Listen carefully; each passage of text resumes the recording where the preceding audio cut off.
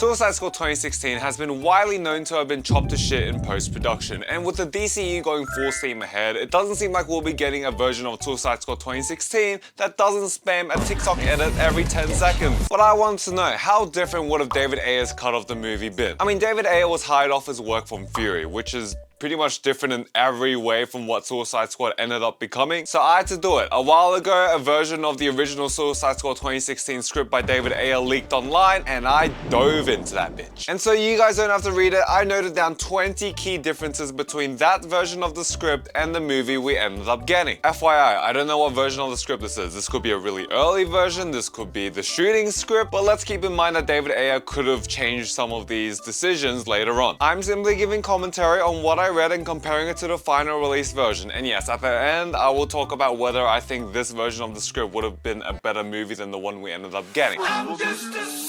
So Joker, as everyone pretty much expected, has a much bigger role in this version of the story compared to what we ended up seeing in the movie. But Joker's introduction in this script is so heinous. I just think David Ayer's idea of what the Joker should be was cooked from the very beginning. A tall, muscular figure in a prison uniform looms over her. This is the Joker. Ripped like an MMA fighter, his skin is shock white. The cunning eyes of this grinning devil burn with malice towards all we hold dear. Joker changes into a custom suit. Joker tattooed across his chest. A Joker playing card tatted over his washboard abs. Why is Joker ripped like an MMA fighter? There shouldn't even be a reason for the audience to know that. So you're telling me that Joker fucking hits the planks and weighted ab crunches and shit? What? I don't care what people say, the DCU can only be somewhat respectable if you accept it as an Elseworld story, not as a mainline DC continuity. A Joker playing card tattered over his washboard abs. Yeah, no, I'm gonna kill myself. Just to imagine any other form of the Joker being described like that is just incomprehensible to me. Washboard abs plus Joker, they do not mix. Okay, so if this flashback scene wasn't weird enough in the final release version, the version in this script is even more weird. So Monster T, the name of this gangster, he walks to Joker's VIP table and sits down and sees Harley Quinn shaking ass in the dancing area. And Joker's like, oh, you like her? And T's like, hey, that's your lady, I don't want no beef. You want no beef?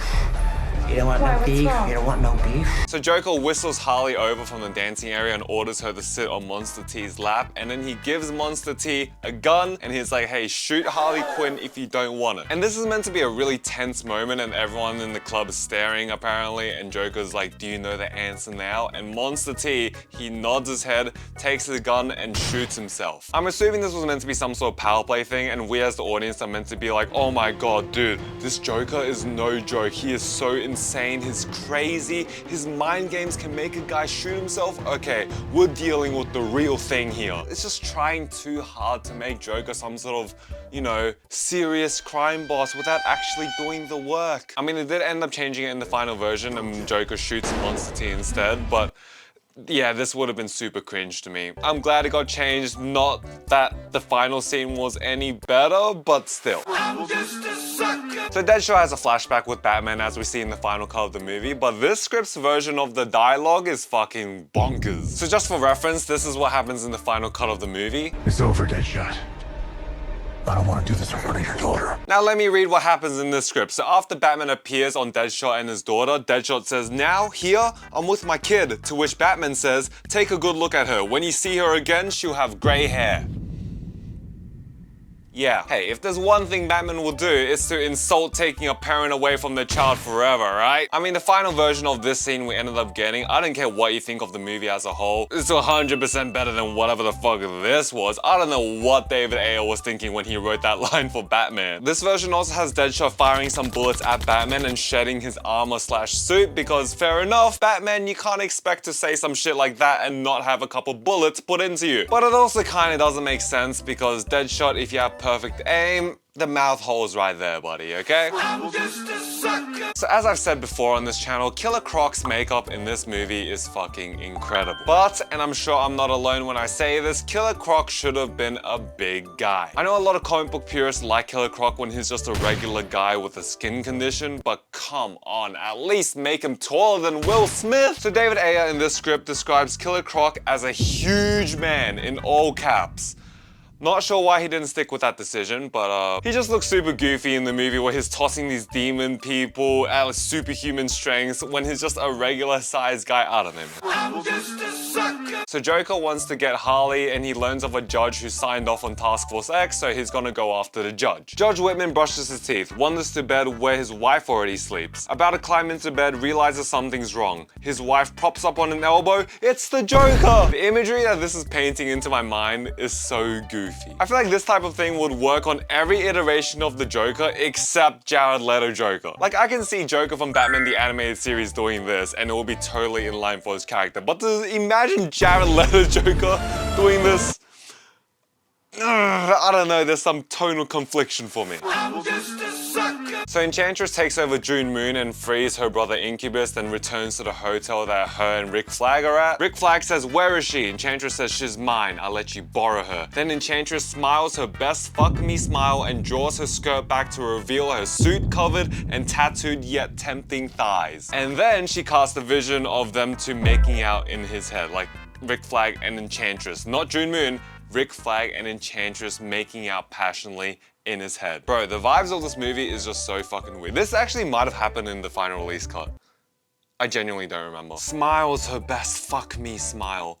That is so men writing women coded. I'm just a sucker. Alright, so this might be one of the biggest exclusions from the final version of the movie. So we know that they did film a flashback scene with Killer Croc and Batman, and for whatever reason it didn't make it to the final cut. In this script, Batman's moving through the sewers with a night vision apparatus and it gets attacked by Killer Croc. Batman eventually gets Croc into an armbar, which isn't surprising considering Batman is pretty much bigger than Killer Croc in the DCEU in every way. Killer Croc says, "I ain't been in your way." Okay, no, I'm not doing that. Killer Croc says, "I ain't been in your way. Why you on me, Bats?" Batman says, "Ask the 50 people you killed." I guess David Ayer isn't really a fan of show don't tell. This specific line really reminds me of that Chris Stuckman bit, you know, tell that to Zod, snap neck. Oh yeah, and then Batman snaps Killer Croc's arm. Yeah, so it's a bit ridiculous we didn't see Batman fight Killer Croc in any form or fashion in this movie, but I guess seeing Batman in flashback form 3 fucking times would have been a bit weird, because showing him 3 times builds the expectation that he's gonna be a regular character to the audience throughout the entire movie, which is something you don't want to do if it's not going to be a regular character. Also, if this is the version of the flashback we were going to get, I don't think it would have changed the overall perception to the movie, so. I'm just a sucker. I just wanted to address Slipknot's physical description in the script. This is Slipknot, a big bastard adorned with an elaborate array of ropes and tackle.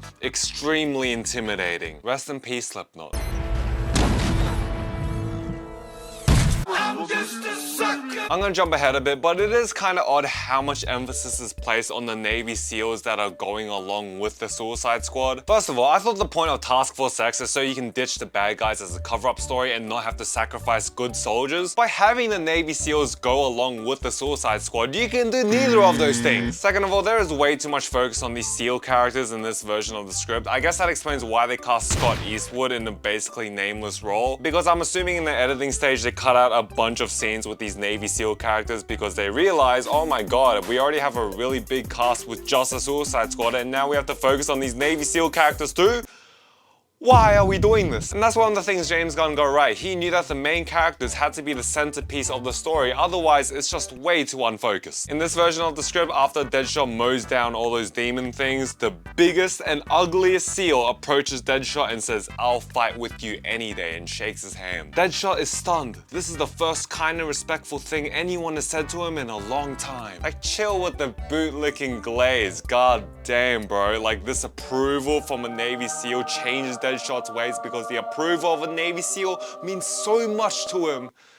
Like, alright, bro. And also, did all these guys forget that Deadshot is a serial killer? He kills people for money. He is a dirtbag. Anyway, yeah, it just didn't make any sense to me. And I know David Ayer is very passionate about military stuff, but time and place, man. Come on. I'm just a sucker. I just want to note this exchange between Killer Croc and Deadshot. When we're back in Gotham, I have a list for you. Names I want crossed out. You have any idea what my fee is? You killed a man once, an important man. You cut out his heart and sent it to the client. I don't discuss my business. I was the client. I know what you cost. What? I mean, Killer Croc isn't even a crime boss in this universe. It's just a cannibal who lurks around in the sewers. So how could he afford to pay Why? Nothing about this makes any sense. And I honestly don't like how much emphasis they put on Killer Croc being a cannibal here. I mean, what kind of Killer Croc asks an assassin to kill someone and cut their heart out so they can send it to Killer Croc so Killer Croc could eat that heart, supposedly? That just doesn't sound like Killer Croc to me, I'm sorry. It's just an overly meticulous plan for Killer Croc, especially a Killer Croc that's not even a crime boss. But I'm not a Killer Croc expert, okay? So what do I know? I'm just a sucker. So Joker slaps the shit out of Harley. I don't want to say this would have been a good inclusion because I feel like that's a weird thing to say about domestic abuse. But it would have been nice if Warner Bros. Didn't give into the whole marketing thing of Joker and Harley being these baddie lovers who are intoxicatingly right together and they will die for one another, king and queen. And God help anyone who disrespected the queen. But I'm not saying I love how the scene is written either, okay? So Joker sticks a razor into Harley's mouth, but somehow Harley still licks her lip. Sexy. Let me read the rest of this. Joker arches an eyebrow in wicked anticipation. About to hurt her bad, hurt her for good, but he can't. Why not? He stands, angry with himself, confused. This is just so weird. I'm just a sucker. Harley and Deadshot almost bang on the stairwell. They're full making out and shit, and Harley starts unclipping Deadshot's belt and suit and all that. Then they get interrupted by an explosion, and Deadshot's like, I gotta go. I'm just a sucker. When Joker rescues Harley, he uses that scientist dude to deactivate Harley's nanite bomb. In this version, when that happens, everyone else's nanite bombs, they go into failsafe mode, which means they're all gonna blow up in 5 minutes. I think this could have been a good tension point, but it would have messed with the flow of Deadshot being asked to shoot Harley, and it's just too conflicting in terms of drama. Also, it seems like it was a good decision to take it out because it seems like the only reason it was included was so Deadshot can walk away from everyone and go on one knee and start praying to God about, oh, please protect my daughter, she's not like me, blah, blah, blah, blah. Because then Flag just walks up to him and goes like, hey man, we got it under control, you're all good. So it was clearly just a really weird way to say, oh my God, Deadshot, he has a heart of gold, he actually does care for his daughter, oh my God, he's not such a bad guy after all. But seeing as how that whole thing happens within like 2 pages, I'm like, yeah, probably just cut that out.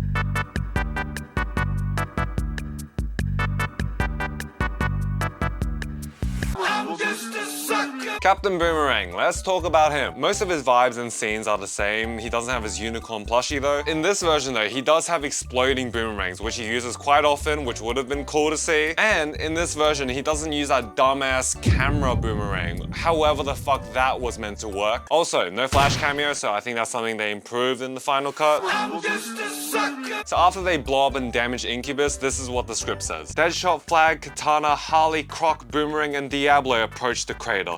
This is the Suicide Squad, fully realized. The team has formed. The family. Maybe it's because I don't remember much of the final cut, which is funny because I did rewatch it a few months ago, but I actually do think there are more bonding moments and shit in this version of the script. Do I think it's enough for them to be called the family? No, of course not. I lost one family, I ain't gonna lose another one. I'm just a sucker. Okay, so to no one's surprise, Katana's sword, Soul Taker, actually has a purpose in this story. So in this version, Katana cuts Incubus's head and Incubus's soul is absorbed into Soul Taker, and Enchantress is like, no! I think everyone expected this to happen in the movie. I mean, I sure as hell did. Maybe it was too predictable, but fucking hell, it just makes sense. Otherwise, you have the infamous Rick Flag dialogue about Katana and absolutely no payoff to show for it. Like, you did the crime, you might as well take the money at this point. I'm just a sucker. This one isn't really a change, but Deadshot's dream hallucination cast by Enchantress being killing Batman, it's just so fucking whack to me. It's not some perfect life with his daughter, it's shooting Batman. That's his dream. What? I'm just a sucker. So Joker returns after crashing in an explosion, and maybe I missed something here, but for some reason he teams up with Enchantress. At this point, the Soul Taker is everyone's priority. Enchantress wants it for her brother's soul, and the squad is defending Katana and everything. And Joker has Amanda Waller's bomb trigger, and he's like, give the lady the sword. Why?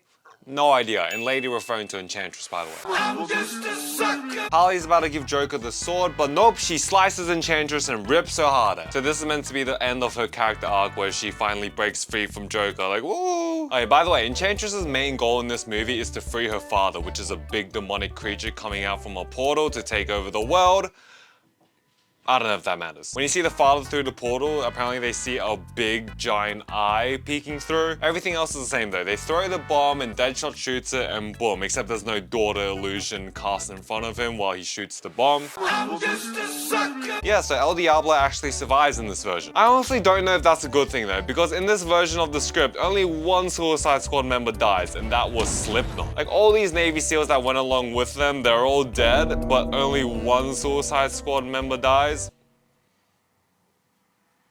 What's happening here? El Diablo does become his fire god mode for a bit, but he just loses and that's that. So will this version have been better than the final cut we ended up getting? I guess if you factor in that this would have been more tonally consistent and wouldn't have had 200 needle drops in the first 5 minutes of the movie, then yeah, I guess it would have been better. But story-wise, I think some of the fundamental missteps are still there, with some dialogue being worse than it is in the final cut. It still doesn't work to send the Suicide Squad to take on a magical threat that has the world's fate in balance. I think if there wasn't any studio interference and we got the typical studio notes and test screenings and edits, then yes, the revised version of the script probably would have been better. Because let's be honest, if they did stick with this version, they would have gone through reshoots and more testing and more editing, so we don't really know what the final version of this version of the story would have looked like. I think James Gunn has said that the Ayer Cut will eventually be released. I don't know if he'll stick with that. He doesn't seem too up the arse about, you know, going back on DCEU projects and stuff. However, I know that James Gunn does not want more exposure for Jared Leto's Joker, especially after the digs made at him in Peacemaker Season 2. Anyway, the Suicide Squad is definitely better on every level, and honestly, reading the script made me want to go rewatch it. It helps that James Gunn has been a fan of Suicide Squad longer than I've been alive, so he understands what makes the concept so great. And hint, it's not sandwiching the Suicide Squad with a bunch of Navy SEALs so they can be like, wow,